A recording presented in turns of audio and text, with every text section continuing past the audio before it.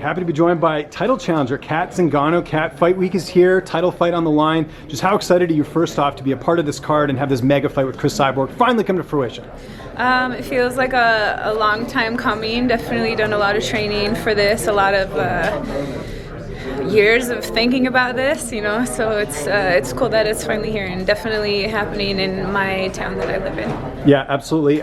Anything different for this camp? How did you go about preparing for Cris Cyborg, and who are some of your main training partners helping you get ready? Every training camp is different. I train for myself and I train for potential situations I'll get in. Training partners, I had Rafaela Guedes, she's world champion. I had Jenna Bishop, she's world champion. I worked with Max. What's Max's last name? Max Schneider. There we go. He's a wrestling and judo monster. What's Manuel's last name? Manuel Medina. He's a Muay Thai, very accomplished Muay Thai badass right now. Randy Miller, Olympic medalist. J-Flow, judo. So a lot of variety, obviously. Coaches. Yeah, it's high level, everything, everywhere. You know, no slacking, no missing out, no moments of anything but learning, going hard, getting the reps in. It was very intense and very good. I left every practice feeling like I did everything that I needed to do. There's a lot of tape on Cris. Obviously, she's been in the sport for a long time. Does that make it a bit easier to prepare for an opponent because you have a lot to work with? Or in some ways, is it tougher because there's such a small margin of error where she's not looked so good?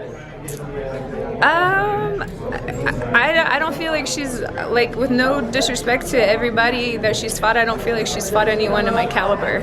She fought one person of my caliber and she got knocked out. So, you know, I know she fought Holly. That was, you know, otherwise it's been a lot of up-and-comers.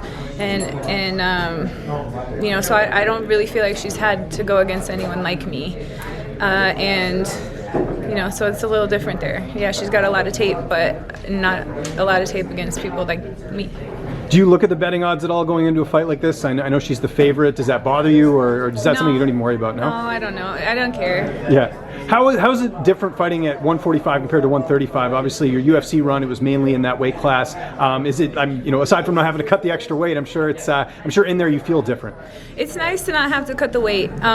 It does equal bigger opponents than me because a lot of them are cutting weight, but are bigger, but also slower opponents. I'm a lot more agile, a lot more fast. I'm super strong for anyone anyway, so you know, it ends up just being a different day in the office. Did you take anything away from the stare down today? I don't know if you buy into that stuff or anything you notice in the stare down? Stare downs dressed up feel a little weird, you know. Right. It's got to be in fight gear. It'd be different. I literally have heels and eyelashes on, so it's kind of like, you know, you get what you get. But you know, interesting to, you know, see there. Interesting to see her eyes, see what her eyes do. You know.